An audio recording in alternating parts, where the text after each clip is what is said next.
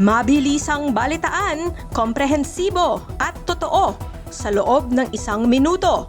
Simula na ang Diskurso Tidbits. Zaldico nagparamdam.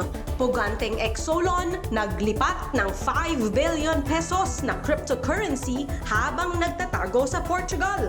DPWH nakasungkit ng 529.6 billion pesos.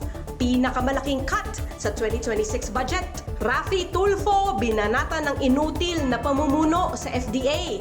Direktor ng ahensya, hinamong magbitiw. PNP at AFP, todo deny. Bondi Beach shooters, hindi daw nagsanay sa Mindanao.